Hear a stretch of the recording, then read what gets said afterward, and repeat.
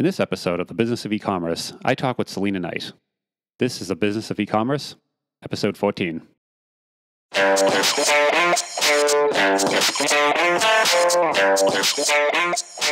Welcome to The Business of E-commerce, the podcast that helps e-commerce retailers start, launch, and grow their e-commerce business.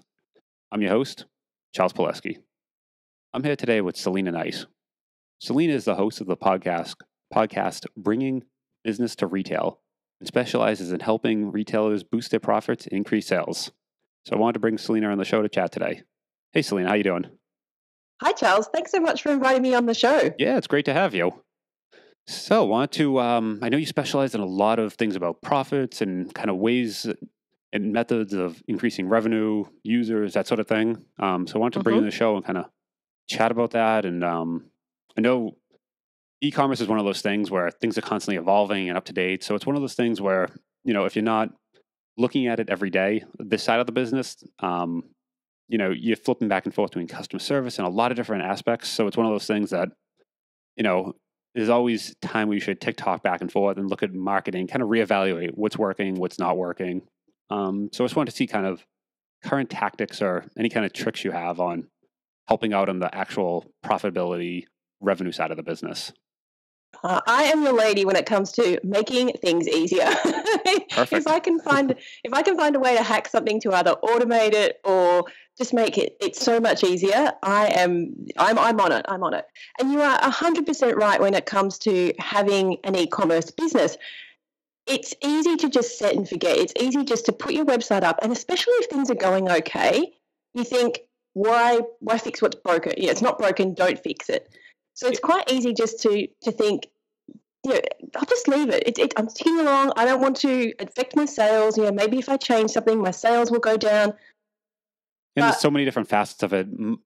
Jumping from marketing one day, customer service, logistics, every day you're going to be in a different section.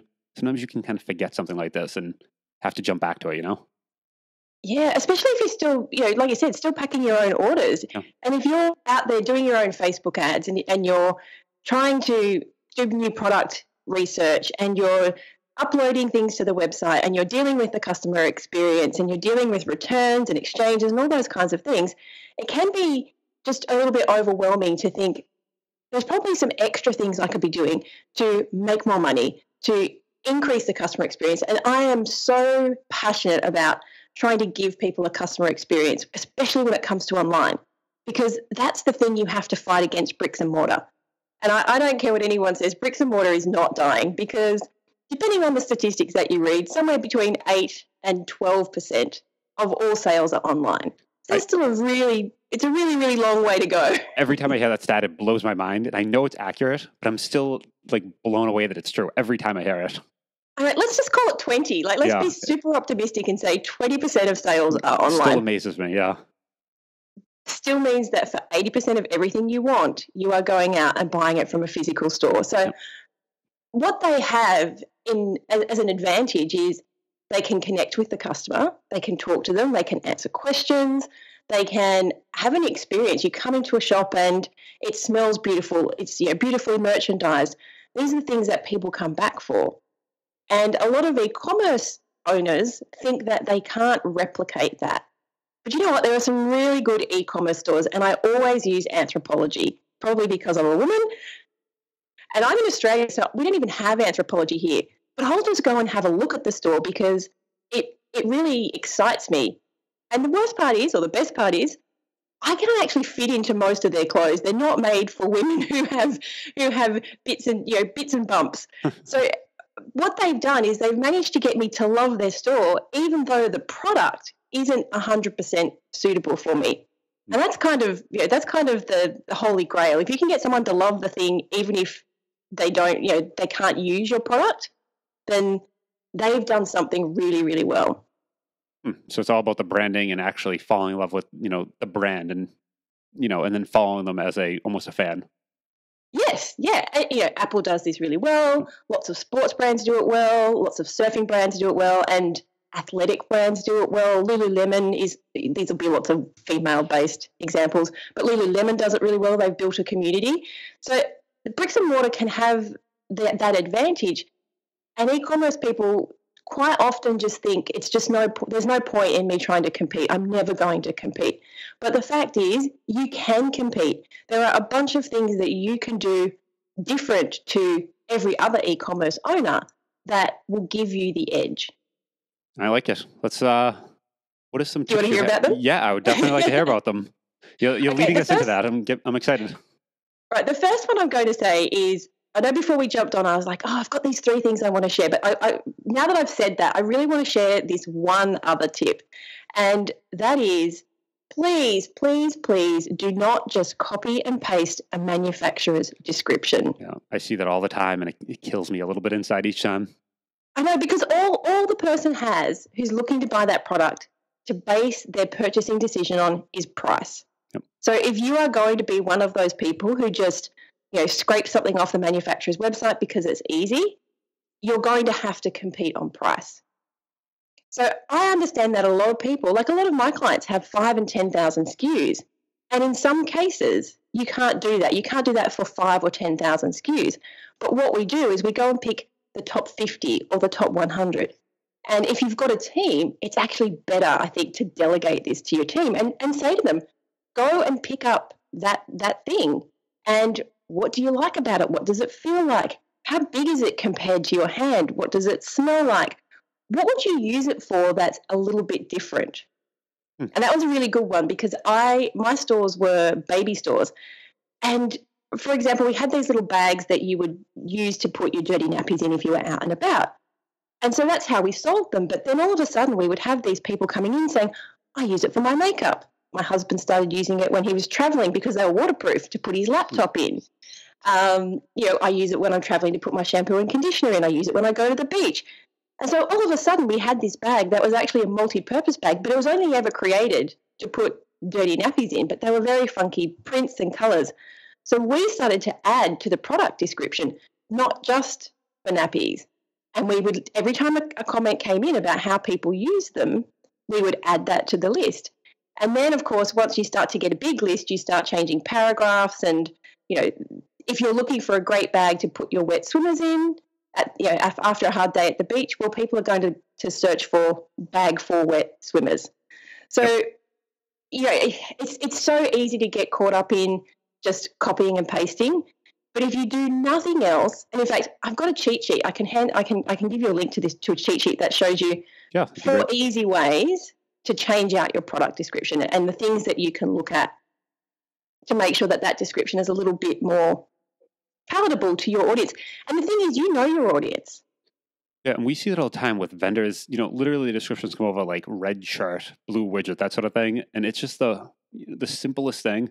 And people are just taking that in bulk and mass listing it. But when you actually start to go out and do that kind of work, you have now something unique, some asset that not every other site has because you built it and it's yours. And that's the value add, that now you have something no one else has. And it's just not competing on price anymore. It's now you have something that's unique to you and to your site. I love that. For sure. And so let's take your blue shirt. So I'm looking for a certain brand of blue shirt. So I put it into Amazon or I Google it, and all I see is blue shirt. And I really want to know if it's a slim fit shirt or is it baggy, because when I see it on the plastic model, the deep etch picture, you can't tell. Yep. And so I recently had this happen. I bought a handbag, and I knew the handbag color that I wanted and I knew the brand that I wanted, but they didn't stock them here in Australia. So I was going to have to get it from England. And so I was going through their website. I'm a little bit fussy about my handbags because I like to make sure the strap is long enough to go over my shoulder. And I could not find anywhere on any website where it said if it was long enough to go over, if the handbag straps were long enough to go over your shoulder. And it was make or break. It was either, and it was a birthday present. So it was several hundreds of dollars for a leather handbag. And I didn't want to have it shipped from overseas, only to find out it didn't meet my most essential criteria. So in the end, I just ended up Googling the images, and I finally, after pages and pages, found a blog post from somebody who bought it, who had it over their arm. And I was like, I can buy it now. But something as simple as that. I've run that before where you have a need and it's a very particular, I'm going to buy it based off this one quirky need. And if that's not in the description, you literally, same thing, you have to just search and search and search. These shirts right here, we bought a bunch of them in bulk. And the first run of them was very small, about a couple. And it was a different type of shirt, and they were literally shaped like a square. And you put them on and said, "I'm shaped like a rectangle. It's very odd." And then had to actually call different companies and find out, okay, I want shirts that are shaped, like a regular person, not like a rectangle. And that took it actually took phone calls at that point, just because it wasn't listed online, and it took a lot of searching to find, which manufacturer actually had normal fit shirts. And how many sales did they lose because they didn't have something? And that's really important. Like, the thing I'm talking about is a little bit quirky, but I have to admit, in women buying handbag land, it's kind of a staple. Yeah. Is it a handbag that you have to hold in your hand, or is it one that could go on your shoulder? So I was a little bit disappointed. It's the only thing I could fault with that brand. The packaging arrived, the shipping, it was beautiful. The experience on the website was fantastic. It had pictures inside the bag. It had 360-degree views of the bag, everything except this one little thing. And I probably should email and tell them. But again, I just wouldn't have, if I didn't find the blog somewhere else, Yep. I just wouldn't have bought that bag. And there's a $350 sale that a company didn't get. Yeah, and it's all about just taking that data and then bringing it to the pages they already have. So they already have the listing. They already have, like you said, 90% of it done. Just not kind of some final little details. And that's the stuff that people are Googling for, that's at that long tail that you'll literally rank number one for that. I was going to say, I don't profess to be an SEO expert. I know very little. I've got people I go to for SEO. But let's be honest, if you write in your own language, there's a good chance that something that comes out is going to be something that someone is searching for. Yeah, and that's the biggest thing with that. You're not trying to trick anyone. You're not trying to do anything for Google. You're just writing for people. And it turns out if you write, like you said, in your language, other people use that same language to search, and that's what ranks. It's not about trying to play like a game or a trick. It's just about talking the way people talk and writing that out. It's just about making life easier for someone to buy, because we put all these hurdles in front of people. And if you rang me, if I was your T-shirt company and you rang me and said, is this a slim fit? Is it a wide fit? Is it a relaxed fit? And I got more than one of those phone calls at any time, I would think, this is important information. Yep.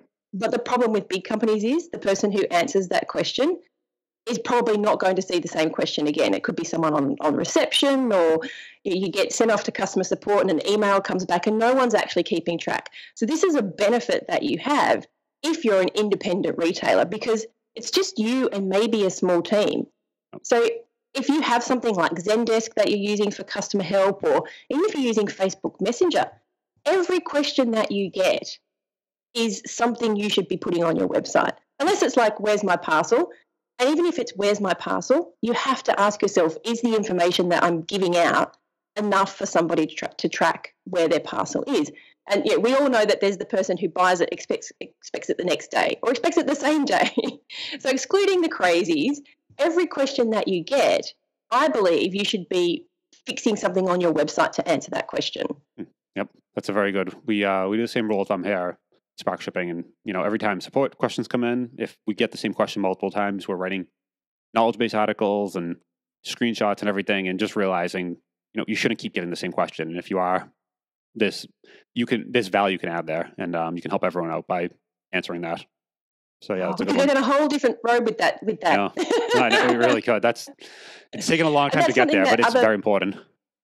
Yeah, and that's not something that I teach my retailers to do. Is if you get a question, that becomes your next newsletter, which also is your next blog post, which is also the thing that you're promoting on your social media, because we all know about recycling content. You don't have to create a separate newsletter and a separate blog post and separate social media. You can just be that one thing. And if it's an FAQ, then why can't you create that and put it on your website? So the next time somebody's looking at how to use that, even if they've already bought the product, they're like, how cool are these people? They actually showed me how to use it. When I want the extras or when I want something else, I'm going to go back to them because they clearly know what they're talking about. Yeah, it's I think I mentioned it before on the show, the Gary V quote, Gary Vaynerchuk, document, don't create. Instead of trying to actually create content, you're using the content that you're naturally generating from the business, and that's your newsletter. That's your FAQ. That's where it comes from. So you're building it anyway. Why not just use that as your what you're talking about to your users and your audience? I have a little secret that I use to create content, which is I don't create it at all. In e-commerce and in my retail stores, I just used to get my customers to write the blogs. They were thinly disguised as product reviews, but I always, I had several shops, so it was very difficult. My team used to write exactly what we were talking about. If they got questions, we'd write, that's the next blog post. We'd have guest blog posts. But then I was thinking there's no other way to get it straight from the horse's mouth than to ask the customer, what did you think of this product? What did you like about it? Where did you take it? What did you use it for? Okay. What other things did you use it for? So all those things we were talking about earlier. But when it's in somebody else's language, again, now you've got somebody else's point of view, somebody else's, in air quotes, long-tail keywords, because not everybody thinks the same. So that's a little hack that I have, is I just outsource content to my customers. So you would essentially ask them after like a follow-up email. Was it some sort of like automated email, or what would you do to actually, like how would you implement that?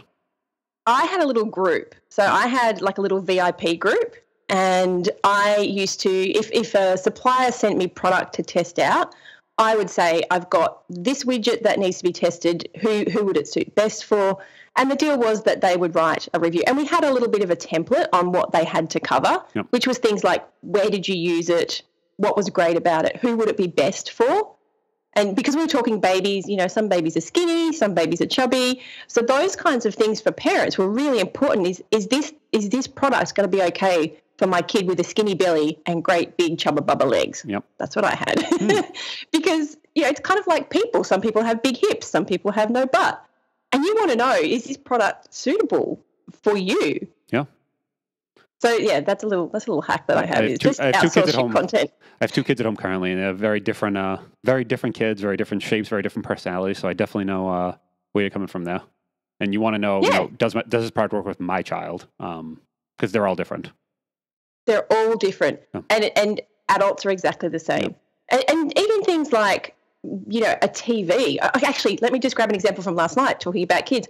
I was at my daughter's school, and they now have bring your own device to learn. So they can bring an iPad or a laptop.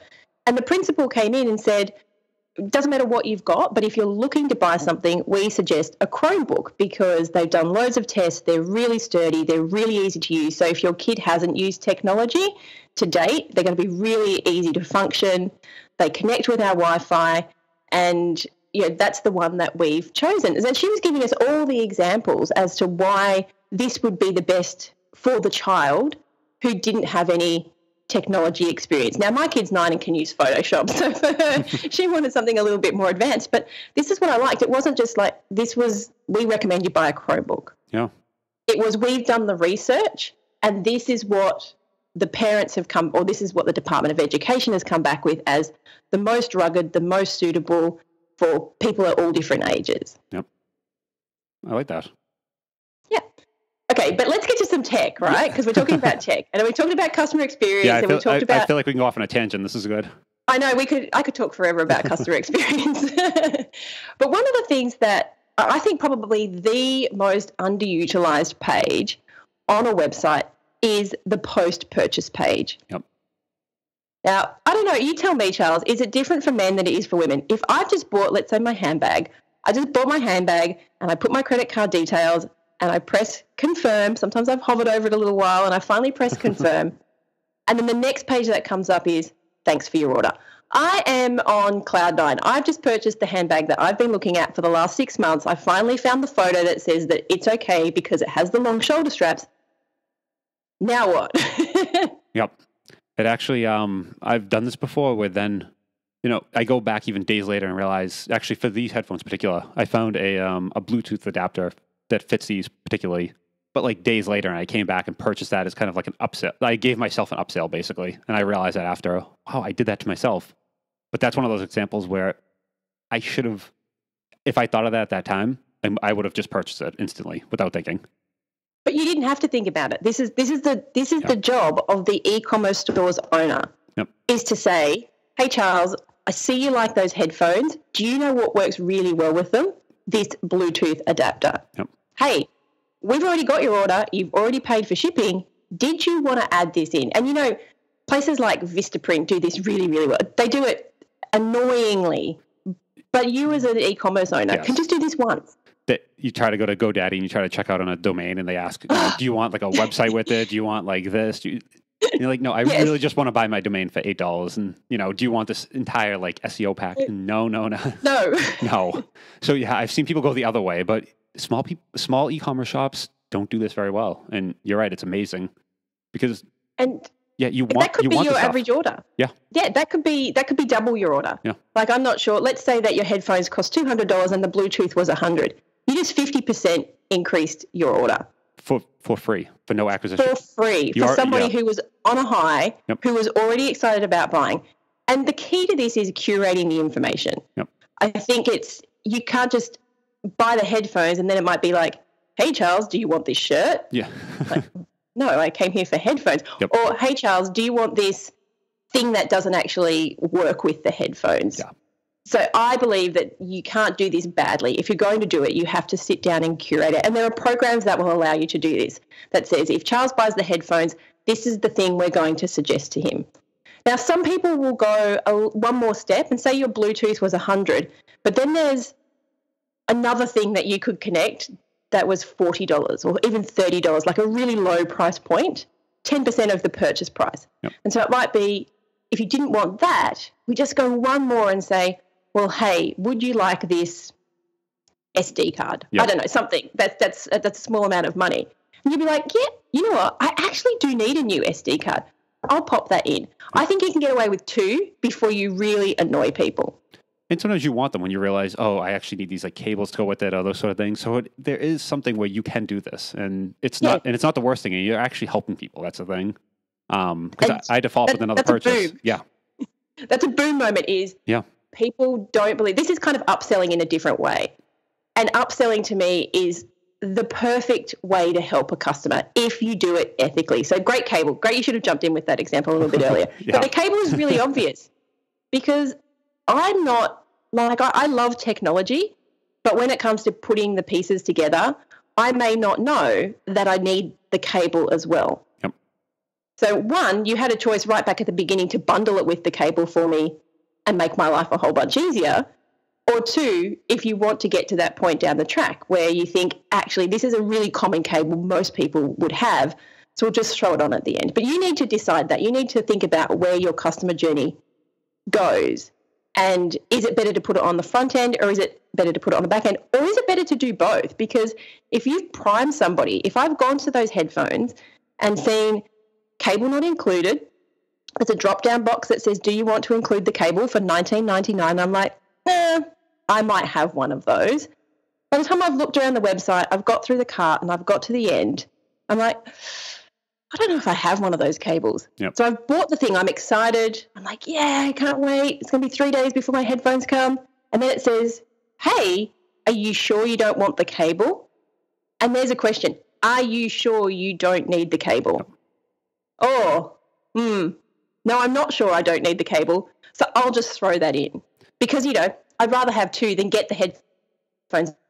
Well, and if you can add that with an offer also to include shipping as part of the first part of the order, it's almost a no-brainer when you start thinking about it and going, okay, fine. Like and you've already taken on your credit card, you've already done the mental leap to, make a $100+ purchase. So that little extra, it seems a lot easier now than trying to sell them, an $8 cable. It's a lot easier to sell them a $100 pair of headphones and then add a cable on later than starting with the cable. Because it doesn't go the other way. You don't, you don't start with the cable and buy some headphones. But it always works well that way. And if you could increase every single order by 10%, so your $20 cable for the $200 headphones, the $10 cable for the $100 headphones, if you could increase every order by 10%, what is that going to do to your bottom line? For nothing. You've done no marketing, you've done no advertising, nothing extra. And that's the key. But now you have a 10% increase in revenue. Yeah. And the key there is you've already acquired the customers. You've already paid for your Facebook ads, your AdWords, whatever it is. But you're just adding on that now. So that extra 10, 20% just comes out of nowhere. It's pure profit at that point. It's pure profit. Yeah, exactly. And this is where so many independent retailers fail. Yep. And can I tell you why? Yeah. They don't want to spend the $4, $5, $10, $15 a month for a bit of software that does that for them. Yep. Yeah, and what people don't realize is you don't need to start, when you do something like this, you don't need to do it on every product day one. You don't need to roll it out, this site-wide, massive thing. It's going to take you 6 months to implement. You could start off with just your top 5 products, whatever that number is, your top couple products, and slowly kind of roll out from there. And that's really the way of implementing. You don't have to do this big bang where you figure out everything ahead of time. You can do it, dip a toe in the water and just get started. Yeah, and I probably wouldn't suggest, if you've got 5,000 SKUs, I probably wouldn't suggest doing it to all 5,000 because that's, like you said, that's going to take you, you're going to get caught up in the doing rather than I have a successful. I would rather you do your top 50 products, the ones that day in, day out are going to sell. And then we'll move to number 2, which is the second hack that you can put in place, which is super, super easy. And these are, we call them one-click upsells. So it's similar to the post-purchase page. The post-purchase page, I think, is the best because somebody's already on a high. Like you said, you've already acquired the customer. They've already given you money. This is the step before that says, we'll go with your headphones. You've got the headphones, and it says you've got to cart, and the one-click upsell is, hey, Charles, would you like to get the cable? So instead of putting it in the product description, we're now going, would you like to get the cable as a one-click upsell? The cable's not the best example because where I like to use this is not a really cheap opt-in. I've got a customer who sells skincare, and we use it on her website, and you can buy 2 instead of 1. So it tends to be a much bigger upsell in terms of the skincare cream is $30. Did you want to get 2 for $49.99? Yep. So you can add a discount in here. And, of course, this all depends on your margins, depending on the product. So you really have to think about what you're doing here. But even if you just went with the cable, then, again, you've got your 10% increase. And then you could even do the post-purchase as well. If there's something else that goes well, we could add that in. But the one-click upsell is just a simple pop-up that says, hey, if you like these headphones, you usually need a cable. It doesn't come with the cable. Did you want to add this in? And again, this has the ability for the skincare lady where she buys 2, that's 100% increase in her order. We'll take away the fact we have a small discount in there, but a significant almost doubling of revenue. Yep. And sometimes she'll do 3. So it's buy 1 and get 3 months worth. And then there'll be another discount in there as well. And that's a discount they can't see unless they get to this point in the funnel. So this is something not on the site. They're not finding out about this. It's a surprise right at the very end of the checkout. Yes. Yep. So once they get to, depending on which piece of software you use, which will depend on whether you're using Shopify or Magento or whatever, sometimes it will appear once they add it to cart, so while you're on the same page, and sometimes it will happen at checkout. It will be like, hey, I see you've got this in your cart. Did you want to get 3 months worth? And I sort of had this question where if you offered someone 3 months worth of face cream, are you actually reducing their customer loyalty? Because instead of coming back every single month, they're now coming back every 3 months. Doesn't happen. They'll still come back every month because then they decide they want something else. Yep. Generally speaking, from what I've seen, that they don't just avoid you altogether because they love your stuff. And you've just made it easier. Like, I don't have to come back. I don't have to remember to come back when my face cream's just about to run out. Yeah, it definitely, I've always done the Dollar Shave Club. That's one of those examples you see everywhere.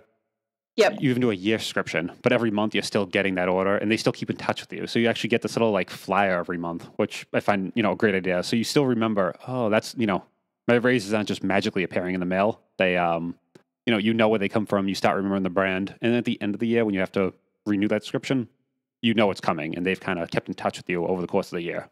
So even in a year, you can definitely extend that as long as you kind of keep in touch with your customers and give a reason to talk to them, which they do. Yeah, for sure. And here's another thing with subscriptions. Here's another little hack that I use to add thousands of dollars. I had a customer who'd had a subscription-based business, and so just before every month when the product would go out, so about 10 days beforehand, she would send an email to everyone on the list saying, hey, you've already paid for free shipping with your product because it's included in the subscription. Is there anything else you wanted to add to your order because it will ship for free? And the first time we did it, I think she did nearly $1,000 extra in sales. Yeah, the free shipping is the thing where they've already paid for it. Yeah. It was already incorporated into the price of the subscription. So it didn't cost, she wasn't losing any money. This was literally pure profit. And people were so happy. They were so thankful to her for saying, you're looking out for me. You had my back. You weren't trying to rip me off and try and make me pay for free shipping again. Yep. But that one email, which we ended up automating, over $1,000 every month extra. And that number just keeps going up because people get ready for it now. They're like, oh, I just won't buy until I do the thing, rather than just not buying at all. Quite often people think, oh, I need a new pair of scissors because she sold fabric. Instead of going, oh, I'll shop around, people would just get to the point where they just be like, she's going to email me in a couple of weeks. Most it's going to be is 30 days. If you remember, after the day after the email, the order came, I can just wait and I'll just make sure I get it with free shipping because, like you said, customers love free shipping. But they were more excited about the fact that she was looking out for them and she wasn't trying to rip them off. Yeah, it's that mental reminder where you have to buy something and you want to almost set yourself like a to-do. And the way I've even done it is with like the Amazon app. I put it in the shopping cart on my phone and then forget about it and come back a week later and realize, oh yeah, I did want those. I did need that extra memory card or whatever it was. And then on my next order, I order a few things at once. So I've even done that where if something like that's coming in an email, and especially if they showed you, here are 3 things we're highlighting this month in that email, you're going to get clicks on that email. And there's going to be a very high click-through rate on that. Yeah. And people love you for it. Yeah. But a lot of e-commerce owners, a lot of store owners just think, I feel like I'm being a little bit used car salesman. No. But it all comes back to this ethical upselling. It's like being genuinely appreciative of the customers that you have and what can you do to make their life easier, to make them happier, and to make them really glad that they shopped with you rather than going to the local big box store to get an SD card. Yep. Okay, I've got one more. Okay, let's do it. Okay. The last one that people just fail to use, this is probably my second most effective but least used page on a website, is that 404 page, the error page. When somebody has searched for something, maybe you had a link to a blog years ago and someone stumbled across it and they click it and they get to your website and the product either no longer exists or it's been moved, it's had a name change, and they get that 404 error page. Yep. Most of us do nothing with that. It's just like some people have a search bar, what were you looking for? But here's the thing. This is a page where you have your first chance to engage a customer. Yep. So my suggestion is usually to make use of that page with some kind of opt-in, some kind of email opt-in, freebie, download, checklist, all those sorts of things. And you'll know this. And it could just be the same opt-in that you have on your homepage, which please, if it is, get 10% off for signing up to my newsletter. I would whack you across the head if I possibly could. Yeah, those newsletters, no one signs up for those. Research shows that 10% is not enough for anybody to choose to buy versus when they weren't going to buy anyway. Yep. So all you're doing is literally taking 10% out of your pocket and saying, hey, have some money. Yep. It's about 25 to 30% before it's enough of a motivator for somebody who was maybe sitting on the fence to move to purchasing. So what can you do on that page? What is the thing that you could download? So for me, going back to my baby store, we often had a download with something like, download the complete checklist for your baby bag to take to hospital. Yep. So it's kind of generic. And maybe if you had slightly older kids, our shop only stocked from 0 to 2. So there's a good chance that even if your baby was a little bit older, you could potentially become pregnant again. But it was very generic and maybe not everybody would sign up for it. But we knew that probably 60% of our customers were pregnant. And the thing with that is, when you sign up for that as a user, you have an expectation of what you're going to receive. So you sign up for that, you get that email back, you know exactly what's going to be in the email. It's your expectations. When you start offering things like a newsletter, you don't really have expectations of what's in this newsletter. Do I even want it? Doesn't make sense. Like, do I really want to stay in touch with these people? But when you actually get very specific with an offer like that, I found that's the best thing. That's one of the best things you can do, of actually saying, give me your email address, but here's what you're going to get in return. Not just give me your email address and, we'll send you the latest offers. I'll send you some offers, maybe sometimes, I don't know, whenever I want. No one responds to that. So I love that about it being super specific.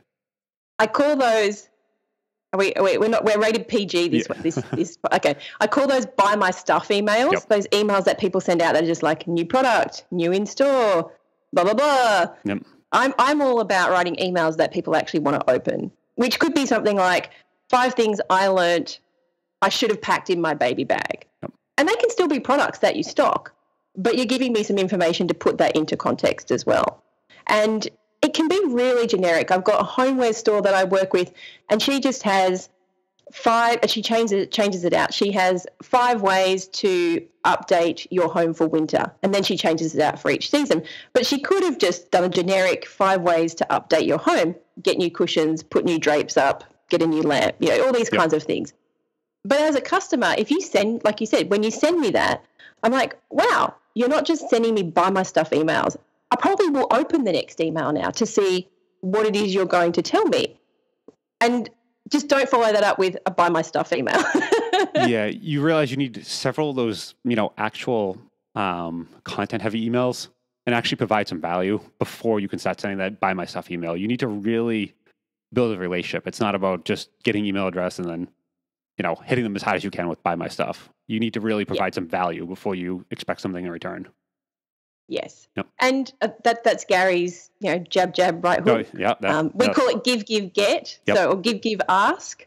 It's just knowing what your customers want. And again, people are probably thinking, oh, I don't know, I sell all these different things. I don't know what to offer. Go back through all of those emails that you've gotten in the past. Go back through, go and check out your competitors' websites and see if people have used the review or the Q&A function. I mean, that's another thing you could add in. But if you've got that Q&A type review function, what are people saying about this product over and over again? Or what are people saying on their Yacht Pro reviews about this store that you could potentially turn into an FAQ, the cheat sheet, the download? And this doesn't have to be high tech. I mean, if you're running an e-commerce store, you probably have some kind of technical ability. But if you don't, we're talking a Word document, save it as a PDF. Yep. You don't have to get the graphic designer and all that kind of stuff. Just give somebody some information. Yeah, you can even, I've seen people before, you just save that as a PDF, put that in Dropbox, generate the link with Dropbox. That's what you're sending people. You're not, you're not doing this. Yeah, you're not going over the top. It's not something that's going to be, you're making a big project out of it. Word doc, save to PDF, put that in Dropbox, share that link, and then just get it out there and then iterate on that and find out what people like and see how they respond to that and start just doing it and not spend, like we said before, months planning it. Don't get caught up in the doing. So many people get caught up in doing. Now, with the 404 page, there are a whole bunch of things that you can put on that page. And I guess just think about, this is the front door to your store. This is somebody walking past. If you think of a bricks and mortar store, the equivalent of someone got off the bus and they walked past your shop front window. Yep. What do you want them to see? And even if you change that thing, that your 404 to be the thing that you're promoting this month, at least when they hit your site, instead of getting, oops, what you're looking for is gone, it could be, check out this season's rain boots. Yep. Oh, I'm in the right place. This is not a furniture shop. I'm in the right clothing and design place. So, and then there's a button here to continue shopping. And that's where a lot of people don't add the continue shopping or head to the website. They just go back. If you get a 404 page, you just go back again. Yeah, and continue searching. You don't want to make it look like a negative thing. It's almost, hey, we didn't find this, but we did find this other stuff for you. Not, stop, you've done something wrong. Because that's how they mostly word it, that, stop, back up. You're wrong. Don't do this. Yeah, it's like it's your fault. Yeah, yeah, basically, yeah. Yeah, you didn't know what you were looking for well enough. And look, if you're smart, you would go through and do the next level. And if you can see that your referral traffic is going to a specific page, you do a redirect, or you could put something on that page. But that 404 page is so important. Maybe you could even have a video. These really cool videos that people are doing now of their fulfillment, just people in the back office packaging. So at least, I don't know, there's a connection now. I now can see that you're real people. You're not just some faceless brand. Stick a video on there of you saying, hey, welcome to my store. Sorry, I sent you to a page that didn't work. Below is a button. There's a search function below. You can click the continue shopping to go to the front page of the website. Here are 4 products that I recommend. This month we're promoting rain boots. Yep. Love it. Yeah, that's great because if you even dig through your analytics, I bet a lot of people will be surprised if you have analytics in your 404 page. But if you do have those and you search through your analytics and see, wow, this 404 page is being hit way more than some other pages that you actually expect, that you actually spend time designing, and usually have this generic whatever that you don't go to and you don't kind of think about. But if you actually dig into that, I bet a lot of people could have a bit more traffic there than they realize. So that's a great tip. Yeah, so even, one, you could have got more people on your newsletter list, or two, you could have sold more product. If you just had a product on that page that you're promoting for the month, maybe somebody gets there and goes, I really need some new rain boots. Or put a selection of products up that represent your store. Maybe it's your 20 best-selling products. Yep. If you don't want to be changing these things out often, 20 best-selling products, so at least when people come, they're like, this is the right store. I haven't hit... that link wasn't necessarily broken. It's just that thing sold out. Now I can either continue searching. Maybe I might even hit up the chat. There's something else you could put on your forum. That's a really good idea. I hadn't thought of that before. Yeah. No, I mean, and what you're doing, you're changing a negative experience to a positive one. And you're making it, like you said, stop, you did something wrong, into, hey, don't worry about it. We did something wrong, but we're going to try to help you out and make this better. So that's a great thing. And I think customers will appreciate people for that. So that's a good tip. So let me just recap where we went. First of all was copywriting, and I'm going to give you a link to how to become a copywriting ninja in less than 5 minutes. Perfect. We'll put that in the show notes. So great. The other one was really utilizing that post-purchase page, but creating an ethical upsell in the process. And the step before that was the one-click upsells. And then number 4 was utilizing that 404 page. And there's so many things you can add to that page, but making sure that you actually get some use for it and you enhance how the customer is going to see you.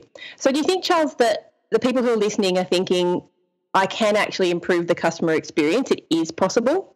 I hope so. I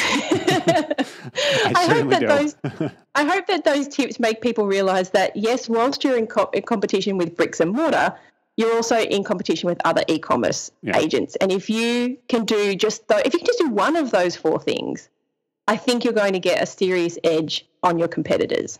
I totally agree. So I think that's a great tips, probably a great place to end it as well. I'll definitely put those in the show notes. So if anyone wants those, they can click and find out more. And if anyone wants to kind of keep in touch with you or follow you, where can they find you? I am at salenaknight.com, which is SALENAKNIGHT.com. I've got the Bringing Business to Retail podcast, and each week I put out a video and a podcast with great strategies for retailers online and bricks and mortar. Some of them are tech-based, some of them are hiring-based strategy, all that kind of stuff. But each week you'll get a new strategy to help you grow your store. Awesome. It was great chatting with you, Salena. Thank you. It was so nice being here. Yeah, thank you. Have a good one.